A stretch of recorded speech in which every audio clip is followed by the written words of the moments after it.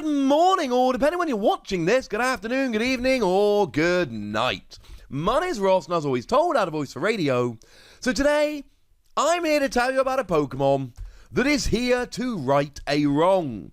You see, ladies and gentlemen, in our previous set, in Rebel Clash, we were told we were getting a new Pokemon in the vein of Shaymin, Dedenne, Tapu Lele, etc. And we weren't. We were given Eldegoss. And Eldegoss is a good Pokemon, but the problem is that Eldegoss, it was a Versus Seeker. And it's good, and it sees play, and it's handy, but it gets a supporter card back from your discard pile. It doesn't actually work in the early game. It doesn't help you to get set up. It didn't fit the bill. Crobat's here to fix that. Yeah, Crobat V's here, and Crobat V is essentially what Eldegoss was promised to be. Now, our translation does come from the lovely Antoine Boulet here. And starting off, then, we got 180 HP, and 180 HP is huge. One of the biggest downsides of Dedenne, who is our big two-prize Pokemon draw at the moment, is that it has 160 HP, so it can be KO'd by the residual damage from Pikachu and Zekrom's Tag Bolt GX. That does 170 to the bench, that gets a KO on Dedenne. That is a very bad thing for the Dedenne player. Means they're giving up two prizes, that is not a good thing. But all of a sudden, Crobat sits on the bench, and Crobat's got 180. Crobat can take the hit. And believe me when I say this is gigantic. Being able to take that hit from Tag Bolt really makes a huge, huge difference. Now, it's got a weakness to fighting, which is weird of it being part flying type, but I don't know, poison and all that. It's the card game, these things happen. Having said that, Pikachu and Zekrom has not exactly brought many fighting Pokemon out to counter it, so we're kind of good in that regard. It's not too bad at all. Retreat cost of 1 is nice and low, it means U-turn board, etc. But come on, it's Crobat. Crobat should definitely be a free retreater. Having said that, it is a basic Pokemon that should be a stage 2. So there's got to be a downside here, and the downside essentially is that it comes in with a retreat cost of 1. And being a Darkness Pokemon means Black Market Prism Star to reduce the amount of prizes you're giving up by 1. It means Weavile to move energy round, etc, etc. But what does it actually do? Well, it's the ability here that we're really concerned about. The ability says that when you play this card from your hand onto the bench, you may draw until you have 6 cards in hand. You cannot use this ability if you've already used a Night Asset ability this turn. Antoine reckons the ability is called Night Asset, and who am I to argue? It's Shaymin. It's literally Shaymin. Like, for years we've looked at cards like Dedenne and gone, it's the new Shaymin.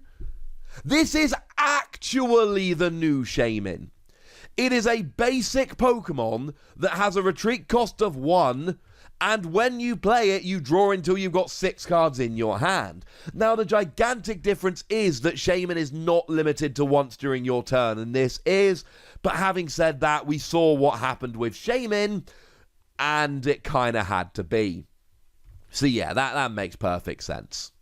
This is ridiculous. This is actual new Shaymin. And there's something kind of beautiful about being able to look at this and go, yeah, look, I know I've been saying this since Roaring Skies, but I promise you this is actually the new Shaymin now. Also, shout out to my mate Derek, who probably won't watch this video. Cheers for that, Derek.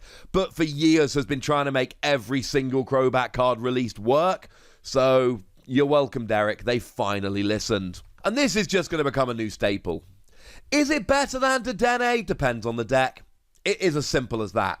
If you look at Expanded, some decks play Dedenne, some decks play Shaymin. That is what's going to happen in Standard. Remember that Dedenne will survive the rotation, but it is worth pointing out we're a way away from it yet, but when we hit the rotation in August, September 2021 and go Sword and Shield on, Dedenne will rotate out, but Crobat will stay around, and at which point we'll all be playing Crobat. Now, a quick note from me, ladies and gentlemen, just me to you, right, for all you lovely people watching. You're taking time out of your day to watch this video, I want to help you out. Buy Crobat V. Seriously, the second this set drops, try and find these as cheap as you can.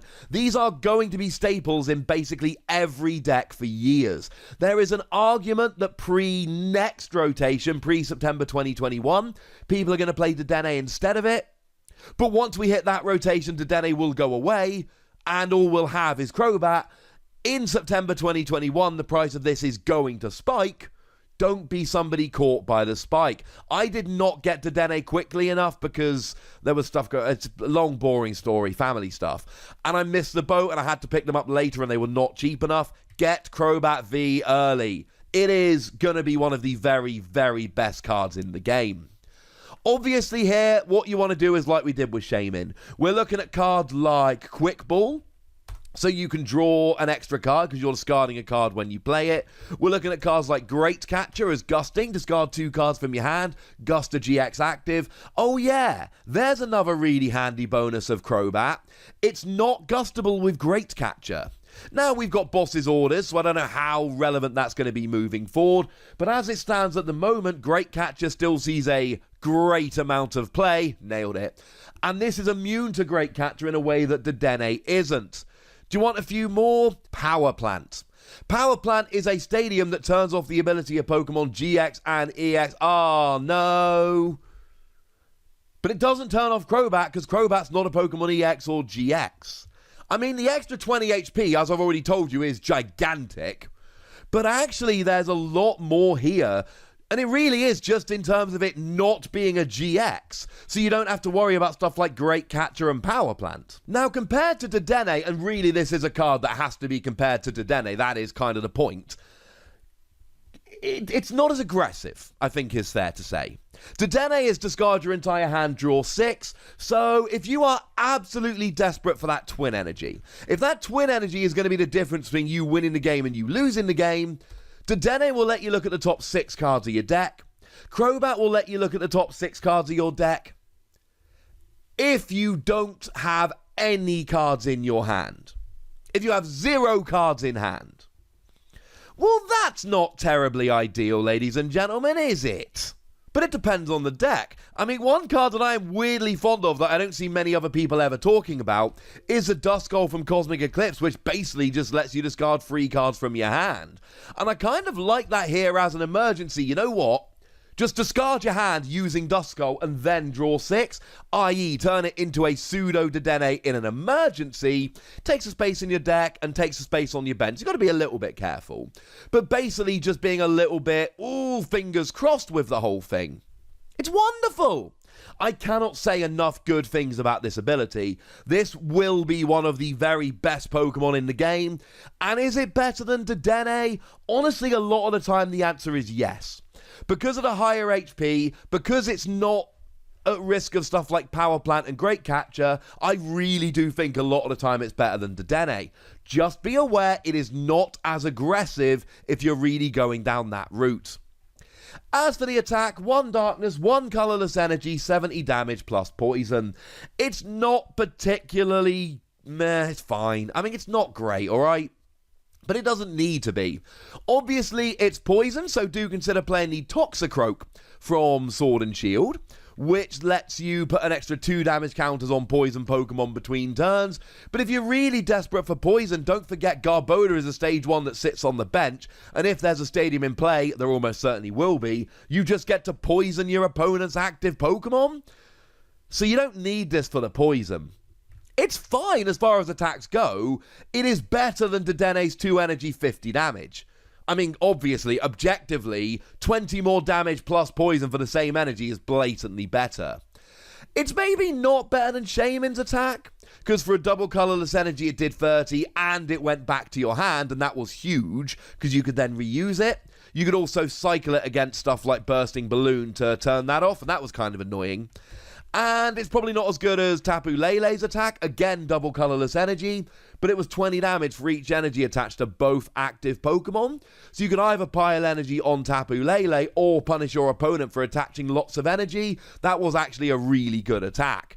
As for Crobat here, the 2 energy is more than we'd like, but we got Weavile and we've always got that Hydreigon that lets you attach as much darkness energy during your turn as you like. So we're fine in that regard. We can pay the energy cost. I'm I'm not loving the attack. This is an attack where if you use it, either the game is not going as you like, or you're playing against a darkness weak Pokemon and actually you're using Aurora Energy and this is the best option you've got. And if you want to play the odd copy of Aurora Energy here also awesome, because in order to attach it you have to discard a card from your hand, which means you're then drawing one more with Crobat, and then you can attach this and any other energy and Crobat becomes a darkness type attacker with poison. So there is a nice combo here. But generally speaking, make no mistake about it, this is here for the ability, and this is one of the easiest 5 WotC cards I've given in a long time.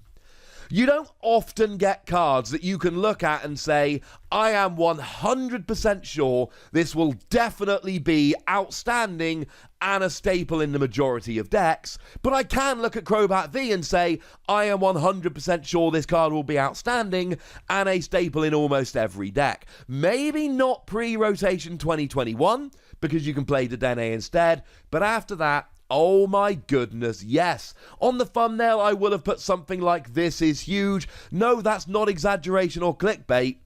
This is huge, ladies and gentlemen. This is absolutely huge. There we go. I think that is enough gushing about Crobat. I think I've made my thoughts about it rather clear. But now I'd love to hear from you guys. What do you think? Is it as good as I'm making out? Am I exaggerating? I'm convinced that I'm not, but you never know. So let me know in the comment section. Go nuts. Me nice. And then make sure you like this video, subscribe to this channel, follow me on Twitter at TheWotC, and Twitch for some live action at twitch.tv/PTCG Radio. If you want to support the channel, get some bonus podcasts and all that good stuff, head on over to patreon.com/PTCG Radio, or you can do exactly that. And please do make sure you're checking out youtube.com/WotC Plays, where you can find out about a whole bunch of games that don't have Pokemon in, but are pretty gosh darned awesome nonetheless. But by far the most important thing as always, look after yourselves till next time, would ya? Thank you very much for watching. My name's Ross, and you've been watching PTCG Radio.